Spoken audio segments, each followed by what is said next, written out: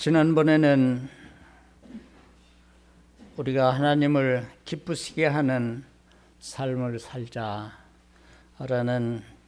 제목하에서 말씀을 함께 상고했습니다.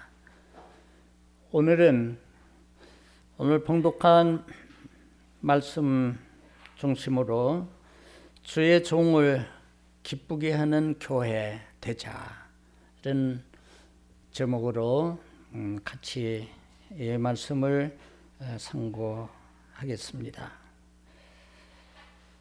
이 제목이 주의 종을 기쁘게 하는 교회, 주의 종을 기쁘게 하는 성도 되자, 이렇게 하다 보면 믿음이 없는 사람이나 또 믿음이 있기는 하지만은 아직 어린 상태에 있는 사람들이 듣기에 따라서는 좀 오해를 할 수 있는 그런 제목이기도 합니다. 왜? 제목만 봐도 그건 목사님에게 잘하라는 얘기인가 지레짐작을 하고, 우리 속담에 지레짐작 맥구럭이라는 말이 있습니다. 내용을 잘 듣고 상황을 잘 보고 이해를 해야 되는데 그냥 자기의 짧은 생각으로 짐작을 해서 엉뚱한 방향으로 이해를 하는 그런 일들이 사람들의 삶 속에는 많이 있기 때문에 그렇습니다. 그러나 부득불 제가 이 말씀을 연초에 드리게 되는 것은 하나님을 기쁘시게 하는 성도의 삶을 사는 데에 있어서 주의 종을 기쁘게 하는 그것이 밀접한 유기적 관계를 가지고 있다는 것입니다. 흔히 어떤 사람들은 그렇게 말하는 사람들이 있습니다. 자기의 믿음이 다른 사람들보다 더 좋다는 것을 말하려고 하는지는 모르지만 나는 사람에게 관심 없고 나는 오직 하나님에게만 충성을 한다.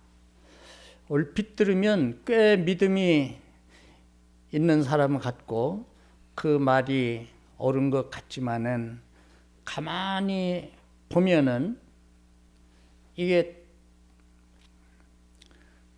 하나님을 기쁘시게 하는데 사람에게는 관심이 없다? 나는 하나님에게는 충성을 하지만은 사람에게는 관심이 없다. 이렇게 말을 한다면 마치 왕이 칙사를 보내는데 그 칙사를 맡는 편에서 나는 왕은 존경하지만은 이 칙사는 나하고는 상관이 없다. 왕이 보낸 칙사를 푸대접하면서 왕을 존경한다고 한다면 그거는 앞뒤가 안 맞는 말이 성립이 되지를 않습니다. 그래서 하나님을 기쁘시게 하는 사람이라면 마땅히 당연히 주의 종도 기쁘게 하는 사람이 될 수밖에 없는 것입니다. 오늘 본문에도 빌립보 교회가 사도 바울을 위하여서 어려운 궁핍한 환경 가운데서도 많은 헌금을 해서 에바브로 편에 바울에게 그 헌금을 전달을 했고 여기에 대한 감사의 그러한 내용을 적어서 빌립보 교회에 이제 편지를 한 것이 이 빌립보서인데 이 뒤에 바울이 그런 말을 하지 않습니까? 에바브로 디도편에 너희에 보내준 것을 받음으로 내가 풍족하니 이는 하나님을 기쁘시게 한 것이고 향기로운 제물이 되었다. 빌립보 교회가 헌금을 해서 전달한 대상은 사도 바울입니다. 그런데 사도 바울은 그 헌금을 받고 빌립보 교회에 감사의 마음을 표하기를 이는 하나님을 기쁘시게 한 것이며 하나님 앞에 향기로운 제물이 되었다. 그러면서 축복하지 않습니까? 나의 하나님이 그리스도 예수 안에서 영광 가운데 그 풍성한 대로 너의 모든 쓸 것을 채우시리라. 아마도 빌립보 교회는 옥중에서 이 편지를 쓰는 사도 바울을 생각하면서 자신들이 사도 바울에게 행한 그것에 대하여 사도 바울이 그렇게 기뻐하면서 고맙게 여기며 자기들을 축복하는 이 편지의 내용을 읽으면서 아마도 빌립보 교인들은 눈물을 흘렸을 것입니다. 오늘 10절에 내가 주 안에서 크게 기뻐함은 사도 바울이 그냥 보통 기뻐한 것이 아니라 크게 기뻐했다고 표현하고 있습니다. 그 빌립보서를 읽으면 4장으로 되어 있는 내용이지만은 그 기쁨이라는 기뻐한다, 기뻐하라 그 기쁨이라는 그 말씀이 16번 적어도 제가 읽으면서 여기 세워 보니까 16번이나 표현이 됐습니다. 그러니까 빌립보 교회는 기쁨이라는 말, 감사라는 말 이것이 그냥 서로 연결이 되어서 우리들에게 그 진리를 전해주고 있습니다.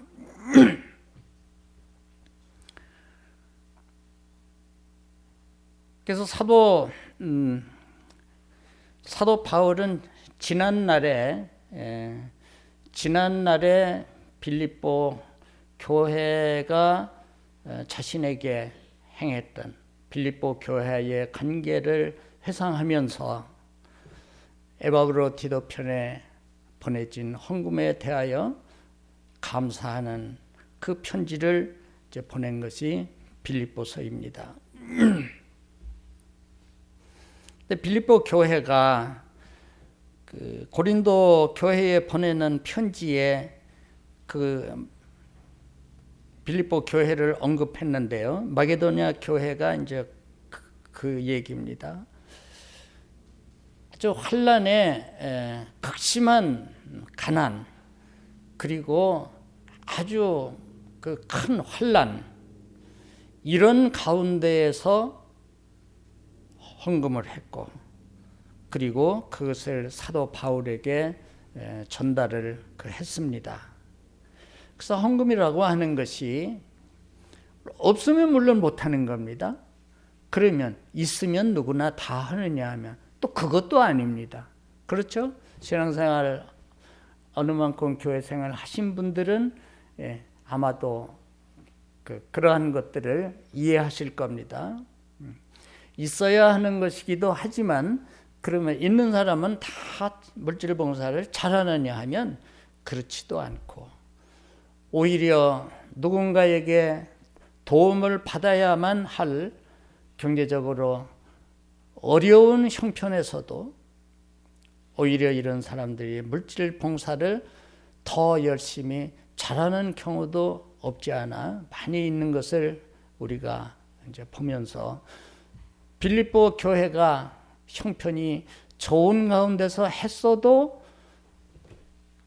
좋은 뜻으로 사랑으로 했다면 똑같은 그런 결과를 가져온 것이겠지만은 그러나 그들이 처해 있는 환경은 아주 많은 그 환란의 그 경우였고, 그리고 물질적으로도 아주 극심한, 보통 어려운 것이 아니라 아주 경제적으로도 사정이 어려운 그런 형편에서도 그들은 사도 바울을 돕는 거기에 헌금을 했는데 넘치도록 했다. 그래서 그것을 바울은 고린도 교회에 편지하면서 그 물질 봉사를 얘기할 때에 언급을 했습니다. 하나님께서 마게도냐 교회에 내리신 은혜를 너희들에게 소개하겠다. 그게 바로 그 얘기거든요. 그래서 우리가 하나님 앞에 이런 물질 봉사를 그 함에 있어서 많이 하든 적게 하든 그것이 내 기분에 따라서 좌우되는 것이 아니라 하나님의 은혜를 따라서 기쁜 마음으로 내 처지가 경제적으로 여유가 있든 어렵든 그것과 상관없이 하나님의 은혜를 힘입어 기쁜 마음으로 하나님 앞에 이 물질을 드릴 때에 이것은 하나님 앞에 향기로운 제물이 되고 그것은 하나님을 기쁘시게 하는 것이라고 했습니다. 자, 오늘 제목이 주의 종을 기쁘게 하는 교회라고 했습니다. 그러면 빌립보 교회를 우리는 그 모델로 삼아서 이 시대에 우리 옥천 중앙교회는 2000년 전에 빌립보 교회와 같은 하나님을 기쁘시게 하는 교회가 되고 또 충성스러운 주의 종들에게 큰 기쁨을 안겨줄 수 있는 그런 교회가 되었으면 하는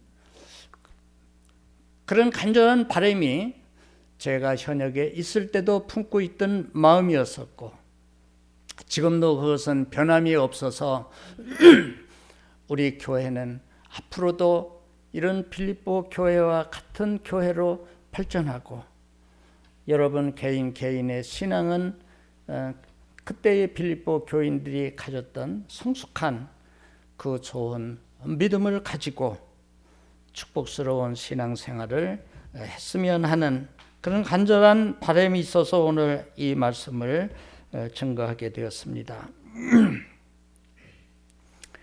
오늘 내용은 우리가 이제 봉독했기 때문에 거의 알 겁니다. 내가 주 안에서 크게 기뻐했는데 그 이유가 너희가 나를 생각하던 것이 다시 싹이 났다.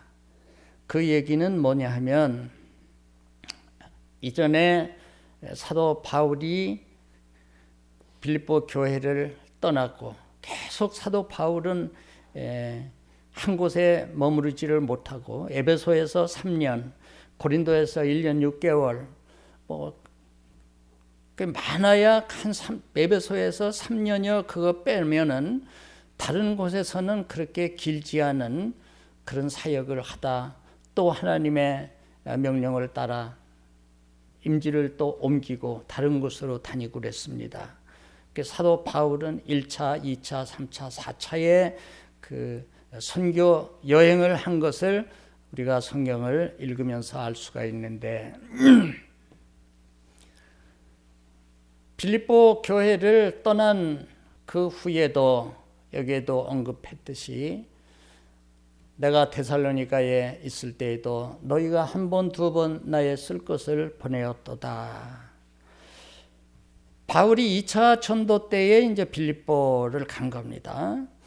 드로아에서 배 타고 마게도냐 첫성 네아폴리 항에 상륙을 하고 그 이튿날 기도처가 있는가 하고 그 빌립보 지경에 갔다가 루디아 만나고 그래서 루디아를 만남으로 루디아의 집에서 시작된 것이 오늘 본문에 나오는 빌립보 교회에 왔습니다.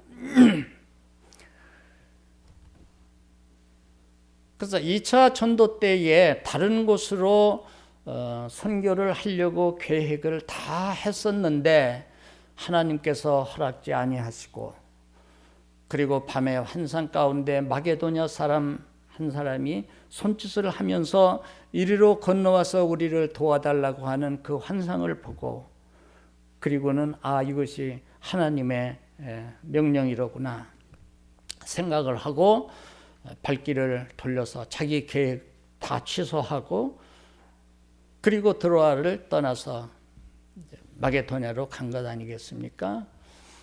그리고 이제 빌립보 교회를 세우고 빌립보 떠나죠.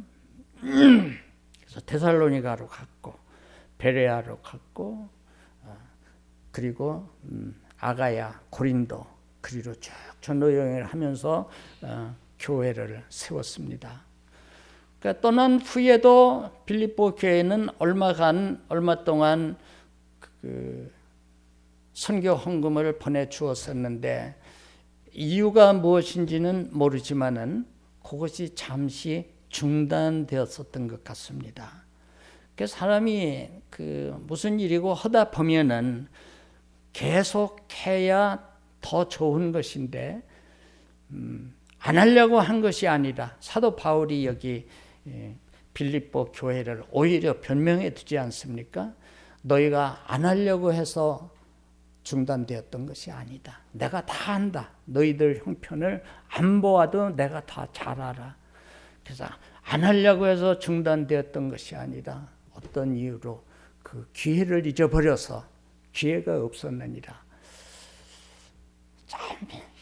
이 편지를 쓰는 사도 바울의 마음이 어떠한가 하는 것을 짐작하기에 어렵지 않습니다. 지금 빌립보 교회를 향한 사도 바울의 그 마음에는요, 그들을 향하는 사랑의 마음으로 가득 차 있고, 또 그 빌립보 교인들을 보고 싶은 사모하는 마음으로 가득 차 있습니다. 이 앞에 그 편지 앞부분에 내가 그리스도의 심장으로 너희 무리를 어떻게 사모하는지 하나님이 내 증인이 되신다. 아니면 보고 싶다고만 해도 그랬고, 내가 얼마나 너희가 보고 싶은지 모른다. 뭐 그렇게만 해도 저렇게 사도 바울은 빌립보 교인들을 만나고 보고 싶어 하는구나 하겠는데, 그리스도의 심장으로 내가 너희 무리를 어떻게 사모하는 것은 하나님이 내 증인이 되신다. 얼마나 사모하는 마음이 컸으면 그런 표현을 빌어서 편지를 썼겠는가, 이제 이런 생각도 하면서 근데 아까 서두에서 말씀드렸듯이 잘못 오해하면 목사님이나 잘 받들으라고 하는 것으로 오해하기 쉽고, 헌금 많이 하려는 것으로 잘못 이해할 수 있을 터인데, 사도 바울이 이 물질 봉사에 대한 감사의 마음을 전하면서도 이 사도 바울도 한편 마음에는 그런 마음이 작용했던 것 같습니다. 앞으로도 더 잘해 주어. 지금도 잘해 줬지만은 앞으로도 더 이렇게 내가 칭찬을 하고 그렇게 하면 더 잘할 것이다라는, 혹여 그런 생각을 하는 사람들이 혹 있지는 않을까 하는 마음이 사도 바울에게 있었는지 모르지만은 5절을 바꾸어서 내가 궁핍함으로 말하는 것이 아니라, 내가 물질이 없어서 그래서 말하는 것이 아니라 내가 어떠한 형편에든지 내가 자족하기를 배웠다.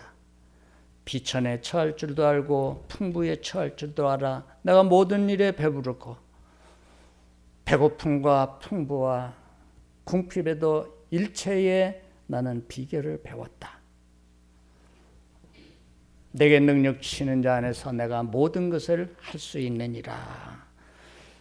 그래서 하나님께서는 사도 바울에게 없으면은 없는 대로 그 생활을 극복할 수 있는 능력을 주셨고, 또 풍부하면 풍부한 가운데서도 거기에 더 욕심 부리지 않고 다른 헛된 마음을 품지 않도록 거기에 적용하도록 하는 그런 은혜를 사도 바울에게 주셨는데, 이게 말처럼 쉬운 것이 아닙니다. 가난하면요, 가난한 그 이유 때문에 신앙에서 퇴보될 수가 있습니다. 왜 나는 열심히 믿음 생활, 교회 생활을 했는데 왜 나는 생활이 피지를 못하고 이런 어려움을 겪어야 되나 해서 그 비천한 가운데, 형편이 좋지 않은 가운데에 놓이게 되면 거기에 적응을 못하고 그것으로 인해서 교회 생활이 퇴보되는 경우가 많이 있고, 그러면 형편이 좋아지고 물질적으로 풍요로워지면 그 사람은 아주 하나님 앞에 충성을 하느냐 하면 또 그것도 그렇지만은 않습니다. 개구리 올챙이적 생각 못한다고 가난했을 때 열심히 신앙생활을 하고, 그래서 하나님의 은혜로 모든 어려움은 물러나고 가난했던 생활이 부해지긴 했는데, 그만 신앙생활은 반대로 퇴보되고 교만해지고, 나는 태어날 때부터 금수저 물고 태어난 사람이지 나는 가난이라고 하는 것은 나는 겪어보지 않은 사람이라, 마치 그러기도 한 것처럼 있는 것을 과시하고 낭비하고 하는 그런 경우를 우리는 얼마든지 많이 볼 수가 있습니다. 그래서 성도들은, 위지 바른 신앙을 가진 사람들은 가난하면 가난한 그 환경에서, 또 하나님이 주셔서 여유로우면 여유로운 거기에서 우리가 신앙에 가는 그 고든 길에서 이탈하지 아니하고 변함없이 초지일관 목표를 향해서 앞으로 묵묵히 걸어가는 그 신앙이야말로 성숙한 신앙이고, 이런 사람이래야 위로 하나님을 기쁘시게 해드리고 아래로 우리를 인도하고 신앙으로 양육하는 눈앞에 보이는 주의 종을 기쁘게 할 수 있는 성숙한 그리스도인이 되는 것입니다. 그리고 주의 종을 잘 대접하고 기쁘게 하라고 하는 것은, 이건 목회자들이 대접받으려고 목회자들이 만들어낸 말이 아니라 하나님이 성경을 통해서 또 그것도 말씀을 하셨어요. 바울은 디모데에게 보내는 편지에서 잘 다스리는 장로를 배나 더 존경할 자로 알아야 된다. 장로는 교회의 지도자로 성도들의 그 신앙을 돌보아주는, 목사님을 도와서 협력해서 교회의 그 성도들을 다스리는 지도자의 자리에 있는 게 장로 아닙니까?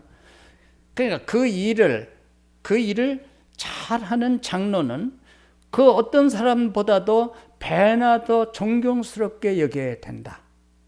당연히 그래야 되겠죠.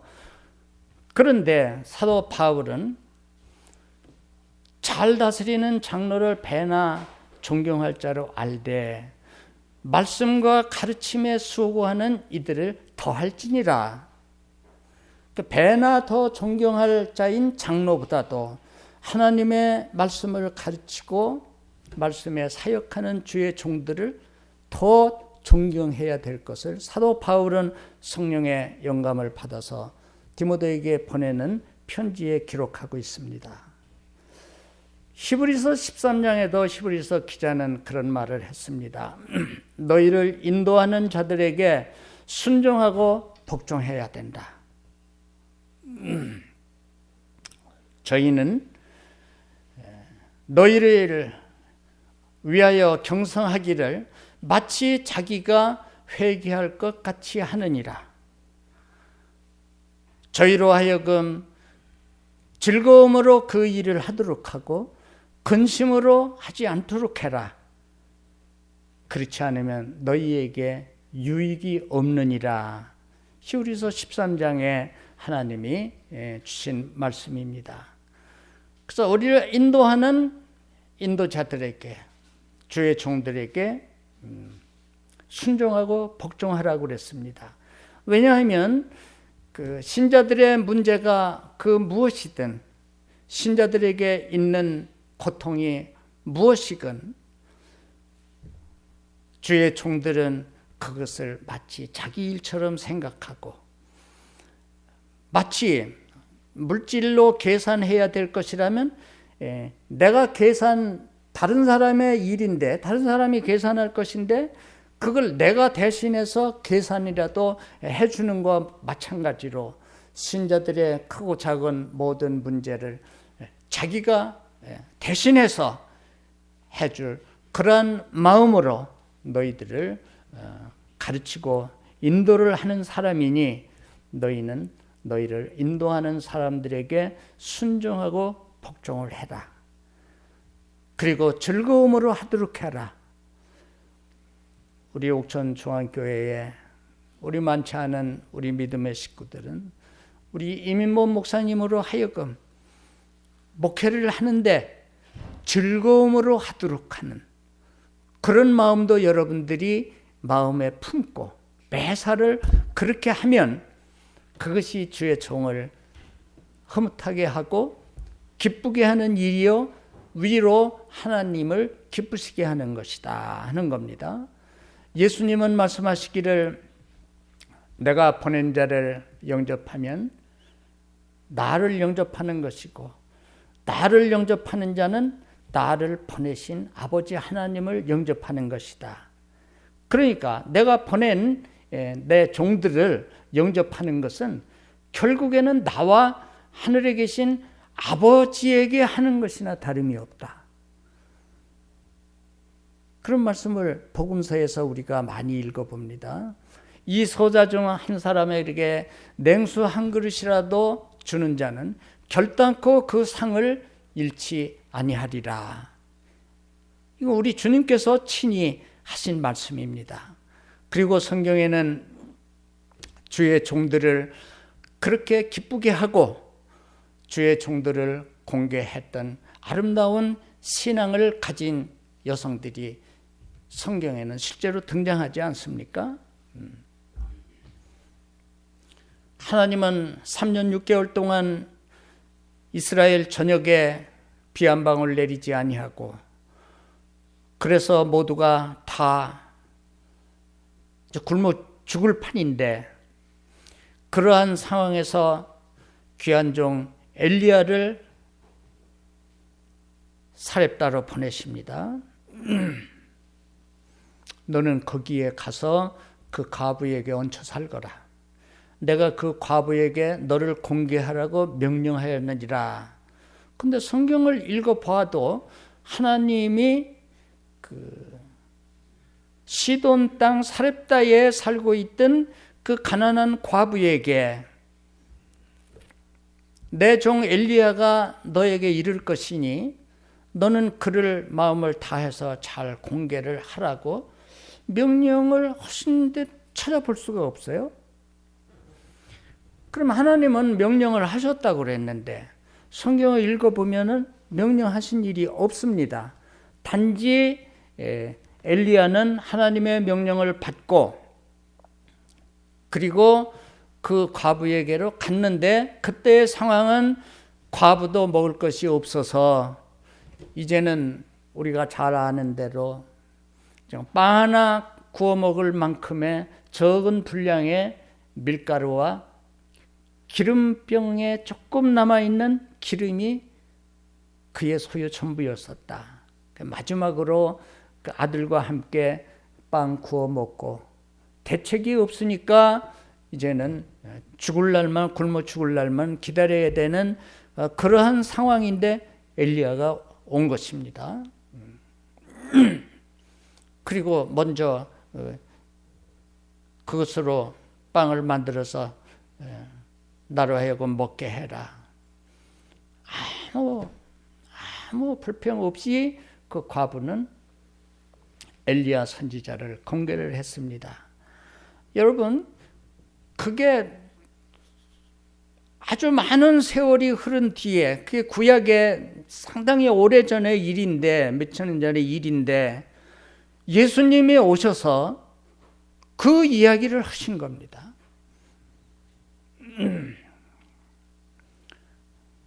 엘리야 때에 이스라엘에 많은 과부가 있었다.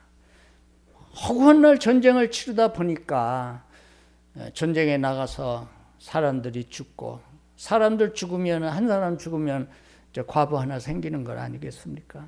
그래서 이스라엘에 과부가 그때 많이 있었다. 그런데 내 종 엘리야가 그 많은 과부들 중에 누구에게도 다 보냄을 받은 게 아니라 사렙다에 살고 있는 가난한 과부 한 사람뿐이 아니라 눈여겨봐야 됩니다. 많은 과부가 있었음에도 왜 사렙다의 과부였는가? 그만한 이유가 있었을 것이고, 나중에 엘리야 만났을 때에 그 과부가 엘리야를 공개한 그의 행동을 보면 많은 과부가 있었다마는 위에서 하나님이 살펴보실 때에 이 마음 착한 이 과부 그냥 두면은 안 되겠다. 살려야 되겠다. 어떻게 살리냐? 내 종을 보내서 그 관계 속에서 하나님의 축복을 입게 하고, 그래서 그 이야기는 우리가 잘 아는 대로 그런 극심한 가난이 이스라엘에 있었지만은 그 과부의 집에는 먹을 것이 떨어지지 아니했다고 그랬습니다. 이게 믿음의 세계인 것입니다. 이스라엘이 40에는 정확하게는 38년 광야에서 농사를 진 적도 없었고, 하지만은 굶어 죽은 사람은 하나도 없습니다.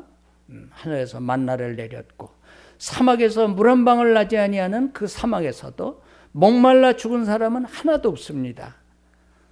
왜 죽었느냐? 하나님의 말씀을 무시하고 지멋대로 살다가 하나님의 진노를 사서 그래서 멸망을 당했을지언정 먹을 것이 없고 마실 물이 없어서 죽은 경우는 하나도 없었다. 왜? 하나님이 그들의 삶을, 생명을 지켜주셨기 때문에. 그래서 우리가 앞으로 살아갈 세상이 어떻게 변할는지는 아무도 모릅니다. 그러나 좋은 세상이 왔으면 하는 바람은 우리가 다 갖고 있지만 좋은 세상이 올 것 같지는 않습니다. 왜? 우리가 하루하루를 겪으면서 살아보니 생각지 못했던 힘든 일, 어려운 일들이 더 많이 생기지, 이런 것들이 없어지고 좋은 일들이 생겨난 일은 거의 볼 수 없기에 앞으로 우리가 살아갈 세상이 어떻게 변하든지 우리는 하나님을 기쁘시게 하고 이 땅에서 눈앞에 보이는 주의 종들을 기쁘시게 하라는 그 말씀의 의미를 바로 깨닫고 그렇게 신앙생활을 하면 사렙다의 과부처럼 우리의 의식주 문제는 하나님이 책임져 주실 것이고, 시편 91편에 있듯이 천인이 내 곁에서 만인이 내 우편에서 엎드러지나 이 재앙이 내게 가까이 못하리로다. 여러분, 우리는 3년여간의 코로나라고 하는 상상치도 못했던 그런 일을 겪었습니다. 그것으로 인해서 죽은 사람이 헬 수 없이 많죠. 천인이 아니라 이 지구상에서 얼마나 많은 사람이 죽었겠습니까? 그러나 우리 코로나도 죽지 않고 이렇게 살았으면 내가 의로워서가 아니라 하나님이 내 생명을 보호해 주시고 나를 지켜주셨기 때문에 내가 그 코로나의 3년여간의 그 터널도 우리가 통과할 수 있었다. 제가 말씀드렸듯이 나는 코로나 터지면서 시편 91편이 번뜩 떠올랐고, 그래서 하루도 빠짐없이 나는 잠들면서 91편을 암송했고, 아침에 일어나면 91편을 암송하면서 하나님 앞에 감사를 드렸습니다. 그렇습니다. 우리가 살아가는 세상이 어떠하든 간에 우리는 성경이 우리들에게 축복스러운 삶이란 무엇임을 너무나도 명확하게 우리에게 가르쳐 주시니 잘 배워서 그 길로 간다면은 그러면 우리 다 같이 그 축복을 누리게 되는 것입니다. 사렙다의 과부뿐만이 아니라 열왕기하 4장에 등장하는 수넴의 한 여인 이야기도 우리가 또 빼놓을 수 없습니다. 그때는 이제 엘리사 시대입니다. 엘리야는 들림받아서 죽음 보지 않고 하나님이 데려가셨고 그의 제자 엘리사가 스승의 뒤를 이어서 그래서 예언 활동을 했는데 수넴에 살고 있던 그 한 여인이 하나님의 사람인 것을 알아보고 그를 공개했습니다. 그러니까 성경에 나타난 대로는 방을 하나 꾸며놓고 침대와 의자를 놓고 성경을 읽을 수 있도록 촛대를 진설해 놓고 거기에 상주하는 것도 아닙니다. 어쩌다가 거기에 오고 가는 사람이에요. 그래, 여기를 오시게 되면은 이 조용한 방에서 편히 쉬시도록 하고 성경도 읽고 기도도 하시도록 그리고 이제 음식도 공개하고 엘리사가 몇 번 그 대접을 받고 나니까 마음이 감동이 돼갖고 사환을 불러갖고 야, 이 주인 여자가 우리에게 하는 그 청성이 너무 지극하지 않느냐? 응? 야, 이거 우리가 저에게 해줄 수 있는 게 뭐 없겠느냐?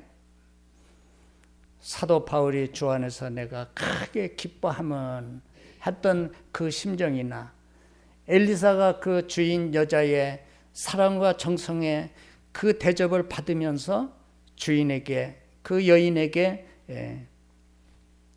고마운 마음을 가졌던 그거나 동일한 것입니다. 이거 개아씨가 선생님 뭐 다른 건 몰라도 이 집에 뭐 그 애 울음소리가 없다. 보니까 애가 없단 말이에요. 오냐? 그 엘리사가 기도해서 그 집에는 아기 울음소리가 나지 않습니까?